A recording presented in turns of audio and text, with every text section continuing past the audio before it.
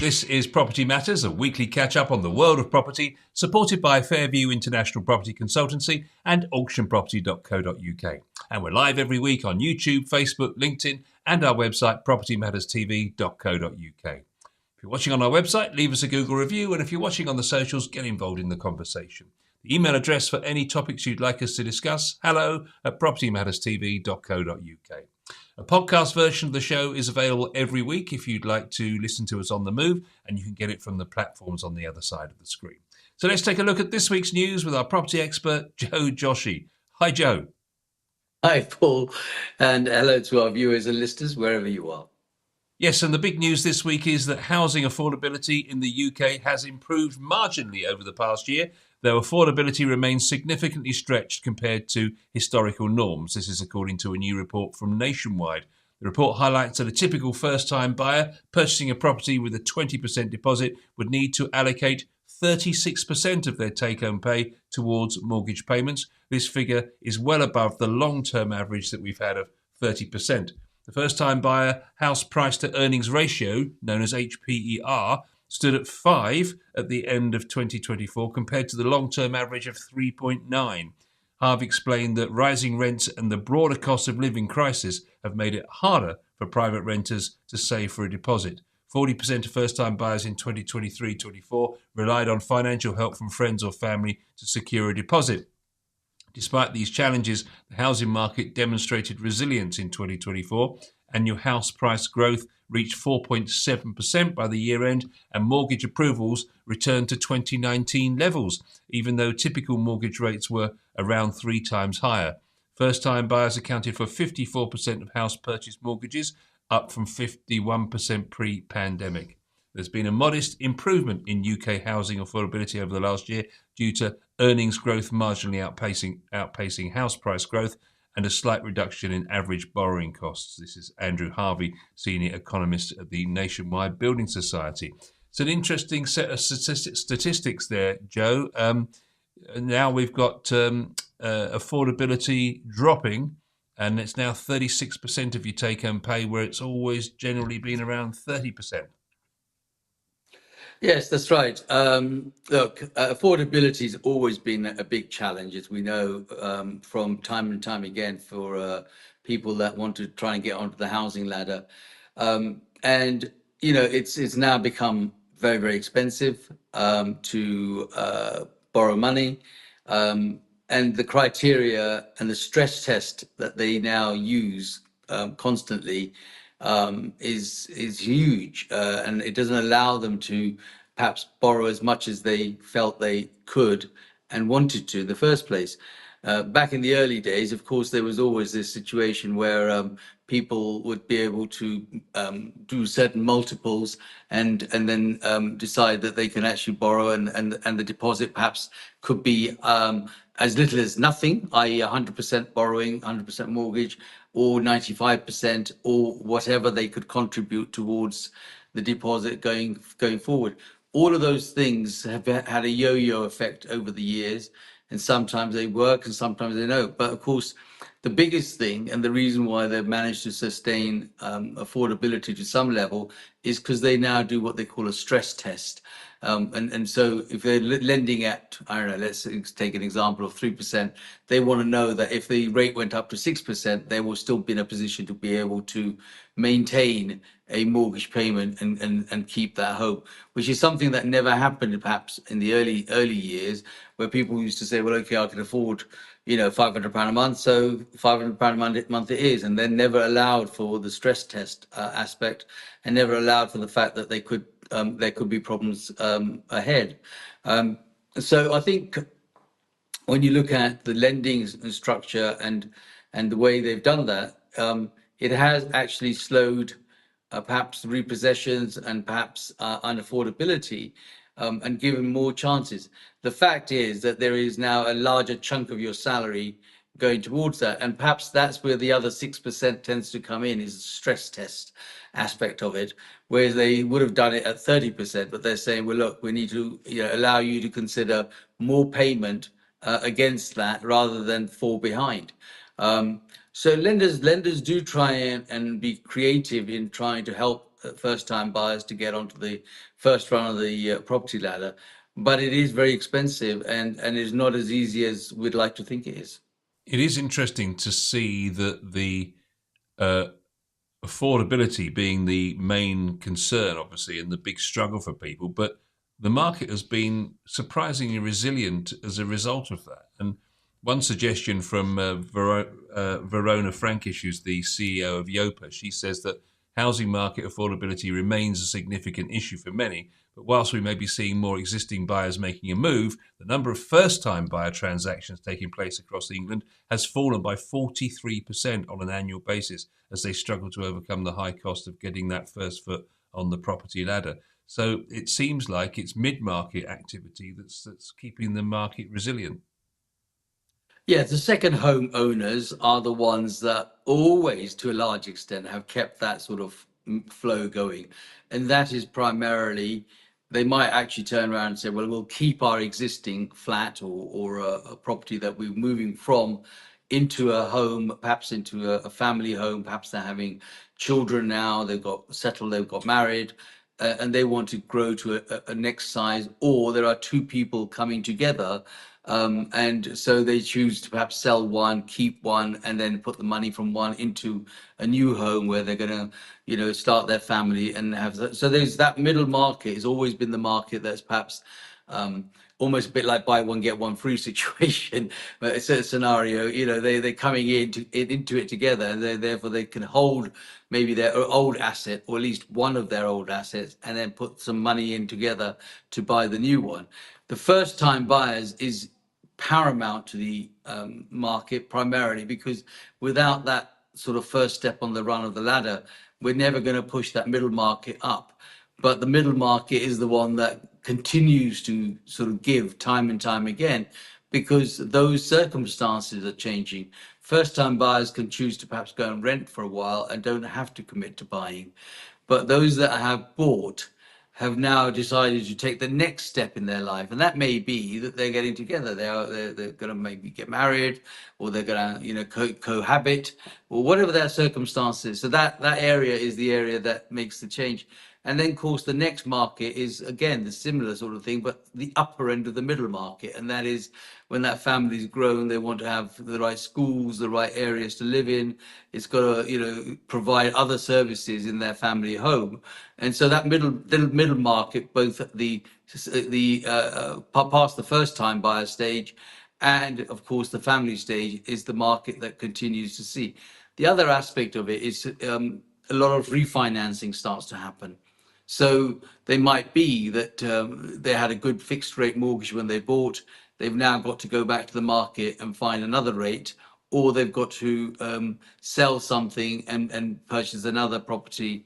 And so therefore those stats in the mortgage market starts to say, oh, there's more mortgages being approved. What they don't say is those mortgages are being approved perhaps for existing recycled mortgages.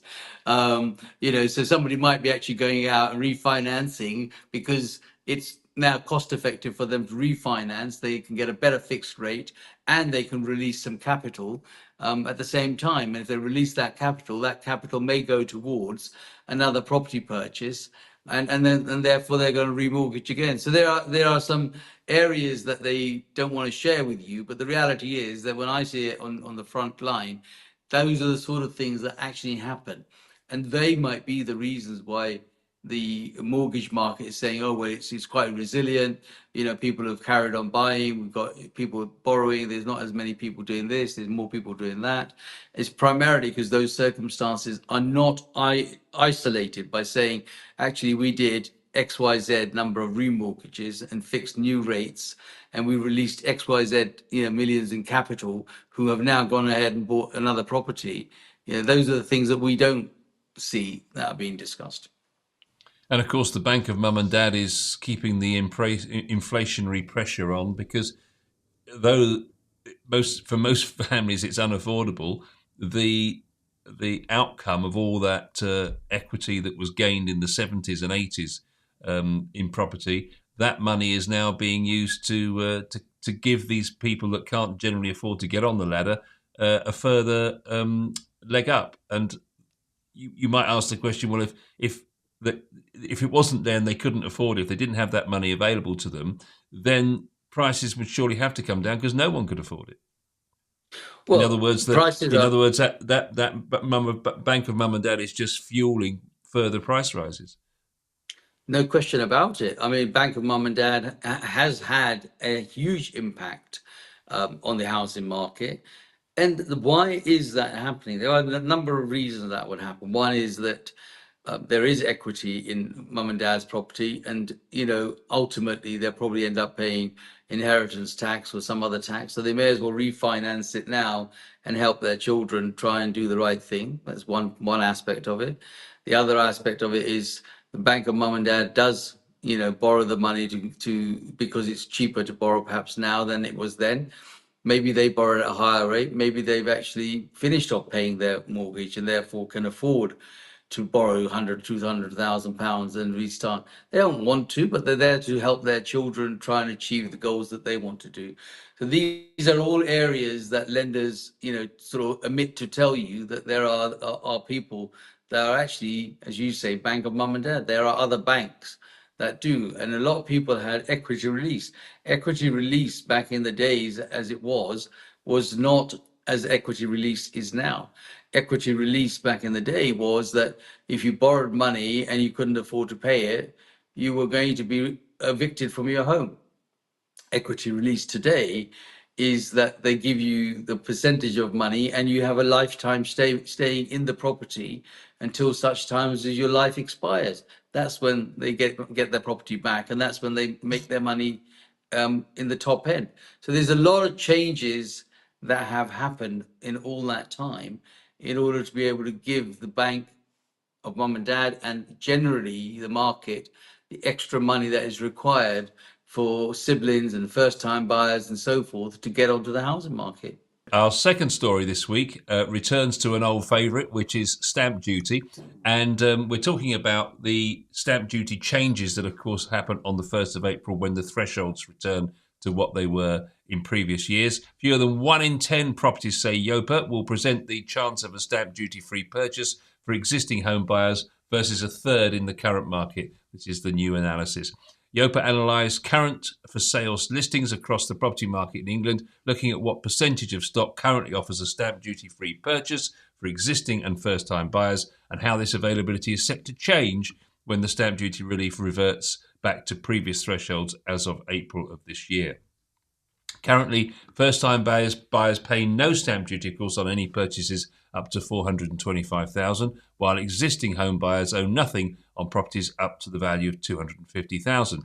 However, as of the 1st of April this year, current relief thresholds revert back to the previous levels, meaning that first-time buyers will pay stamp duty on the value of a home that exceeds 300,000, whilst stamp duty will be owed on properties valued at above £125,000 for existing home buyers. Figures show that currently 253,287 of the 393,240 homes currently listed across the market boast an asking price of 425,000 or below, meaning that 64% of all listings offer first-time buyers the chance of a stamp duty-free property purchase.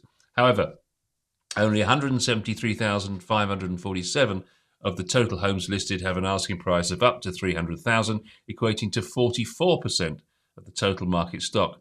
This means that as of the 1st of April, there'll be almost 80,000 fewer properties for sale that would allow first-time buyers to climb the ladder without paying stamp duty. And I'm guessing most of those are going to be in the more affordable areas, probably in the northeast of England and certain parts of Scotland, from what I'm reading this week, Joe.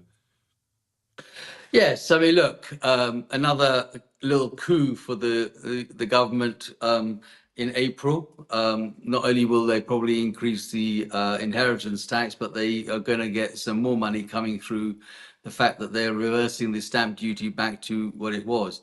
I think it's somewhat unfair, but of course they need the money because they can't get it from elsewhere. So I doubt very much that they're going to continue to do, which I was very much hoping that they would. But as a recent result of showing how much they're not getting in, the likelihood of them wanting to reverse that, and to be honest, to do anything so far that they promised, they're not delivered one iota of it. So let's not expect anything different here. But yes, Reversing it back is great money in for the government. Unfortunately, it's not so helpful for the first-time buyers or anybody looking to get into the property market. And that's why there's been a push over since Christmas till now to try and get over this, because of the stamp duty clock that is ticking for the 1st of April to be reverted back. But the balance of what is left is going to be in the north. I mean, you are able to purchase properties in the 125,000 zone for no stamp duty, mostly in the north of England. I mean, we just taken instructions on in Manchester on a flat, which is guided at £75,000, and that would fit perfectly into the no stamp duty situation. But the instructions that we take here in the south are all going to fall into the higher rate of stamp duty. So yes, I mean, in terms of affordability and the stamp duty and the changes of legislation will definitely mean that most people now, will they move north? That's always been the $1 million question, that, are people going to move north just because of the stamp duty? It's not just about the stamp duty, it's about their life. They may have commitments in the south, and therefore they'll probably maybe not be able to buy immediately. They may want to rent. But guess what? We're doing a fantastic job in buggering up the rental system as well. And so, I'm not sure where they're going. I think they are providing camping facilities now on the so-called green and grey belt area, where you can actually rent a plot and put up a tent. And probably they'll find some sort of taxation to do that with as well. Or the NIMBYs will say, we don't want you in our backyard, because we don't like the look of the color of the tents that you're going to put in. But that's kind of where it's going. It's going a bit archaic now, caveman sort of style, and maybe we'll all be wandering around in loincloths and wondering if Tarzan's going to walk around the corner. That's the image that is conjuring up in the grand picture today that we are painting. Well, across London, almost a third, 31% of homes currently listed for sale offer the chance of a stamp duty-free purchase, which surprised me. It was that high, actually, with this figure falling to just 13% from the 1st of April. And it's definitely the existing home buyers who'll be hit the hardest, because obviously they're paying it from a lower threshold of 125,000. But currently, 33% of all homes listed on the market have an asking price of 250 or below, meaning that no stamp duty is owed by existing buyers. However, when the threshold reverts back to 125,000, the proportion of the market stock offering a stamp duty-free purchase will fall to just 8%. Again, London buyers will see the proportion of the market stock priced below stamp duty thresholds reduce from 31% to just 13% of the 1st of April. As it stands, both first-time and existing home buyers currently have a great degree of choice when it comes to the proportion of homes listed for sale and the ability to purchase them without being hit by a hefty stamp duty tax bill. I was talking to an agent only yesterday, Joe, and they were saying to me that they had a big rush of people wanting to purchase in November, and that was, they said, where they saw the bulge, if you like, of people trying to make sure they got through before the 1st of April. But that ship has sailed, according to that agent. They're saying that there's no chance you'll get anything through at this late stage. Well, it sailed some time ago, and of course, as we know also, that lawyers have been very, very slow in moving that ship forward, and people are not going to be able to complete their transaction, even the current transactions, in the time scale that they need to, and that's going to result in them pulling out. So even if they had a bulge of interest in November, some of those sales are going to fall out because they just haven't been able to be completed, haven't exchanged contracts. The system hasn't allowed them to do that. Lawyers have probably not been able to carry out the work that they need. And subsequently, those people are going to pull out simply because it's going to make a huge difference. Imagine at the lastminute.com, you turn around and somebody says, well, actually, there's now another £10,000 required because we missed the stamp duty deadline that was set. And so that buyer is going to say, well, actually, I can't afford to do that. Or the other thing that causes a huge problem is their mortgage runs out. So most mortgage offers are nowadays maximum 3 months. And in that 3 months, if they haven't actually exchanged contracts, they want to change those mortgage offers. And that's always been the case with the number of people that have wanted to borrow money and in a given time. That hasn't happened because the rates have been changing so dramatically. Fixed rates that come onto the market have been changing so dramatically. So all of those things don't help in getting that transaction to a close. And our last story this time is about planning. I thought we would talk about planning. Haven't talked about planning for a while, Joe. More than 1 in 10 homeowners who undertook a major renovation project either failed to obtain the proper planning permission or didn't realise they had to do so, says a new study. A survey of over 5,600 UK homeowners commissioned by EXP UK found that a quarter, 25% of all respondents had undertaken a major renovation project such as adding an extension to their home. However, a good proportion of these homeowners could be at risk of receiving an enforcement notice, having failed to properly obtain the proper planning permission before cracking on with the work. In fact, more than just 1 in 10, 12%, stated that they had either not obtained planning permission prior to their renovation project, 6%, or they didn't realise that they had to do so, also 6%. Of those who failed to secure planning permission, 21% stated that they did so knowingly, with the main reason for doing so that they would be confident that they would not be found out, despite the risk that they could be served an enforcement notice if exposed. That I find that extraordinary because we see the stories of people, and not least a very famous one with Captain Tom's family, whereby things had to be taken down and put back to how they used to be, and that can prove to be incredibly expensive. Not least, of course, with the fact that you've got to pay a fine, presumably as well. Yes, planning is a real bone of contention area for a lot of people, Paul. What happens is that frustration gets in, and also in some cases, perhaps advice from lots of advisors that actually have not got a clue about planning, sitting in the pub, and they turn around and give guidance and advice of what you think you can and you can't do. And people will go and do things and then realize afterwards that it's not possible. So just to put the record straight for most people, first of all, whatever planning and whatever building regulations you have to have, you must get those approved first. There's no question about that. Yes, you can have some levels of it in retrospect, but most of it is going to have to be upfront. The laws are now so tight, and the planners tend to put enforcement notices which get registered against your property. And if you come to selling your property, you're not going to sell it.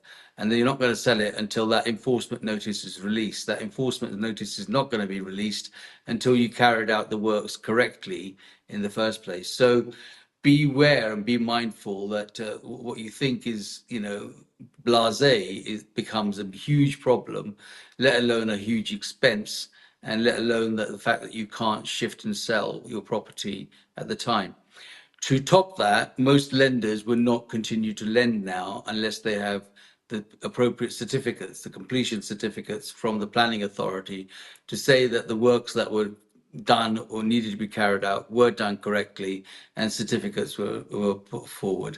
So, pub advice is not going to be your answer. You have to do this correctly. Your best people obviously are qualified planning consultants, which there are many. And even out of those, some are perhaps not totally au fait, and you must check their credentials to make sure that they can actually deliver. Somebody is a good architect, in other words, they can draw and they use the CAD system, doesn't necessarily mean that they have the qualifications and the ability and the skill to be able to go and actually deliver the subject. I think from a memory, this was something similar to what you had experienced in your journey, Paul, at one time, and based on the guidance and advice of what you was being told was a completely a mess by the time we had to unravel it and sit there and go, well, actually, this just doesn't make sense. And so you are taking advice, you will make the payments, you will go through that. But if it doesn't fit and it is not correctly administered, you could be holding a baby for a lot longer than you think. You would not be able to sell your property. You would not be able to refinance it. You would not be able to do anything to that as long as that enforcement notice sits on that property. So it is very, very important. And it's a very crucial subject to bring to property matters. A lot of people do small adjustments at their houses. It's okay to stick a conservatory at the back or whatever. And there are laws that govern those things that are not seen as permanent fixtures without footings can probably get away with temporary measurements. But if you decided that you're going to put an extension and you've dug the footings, then you could be liable to be taking the entire bit of that extension down because it hasn't complied. And that, it might only mean it's out by a millimeter or an inch or whatever that you didn't do.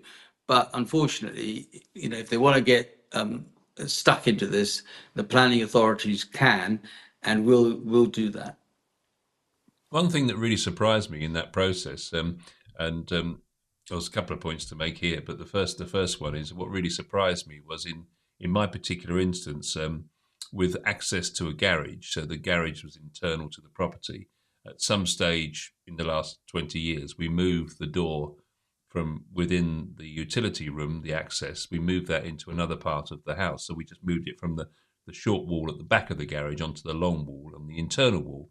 Um, and in the process of all the sort of due diligence around and the questions that come from solicitors from the purchaser, they were asking whether we'd actually got building approval, as it were, and notified the council that we'd made that internal change.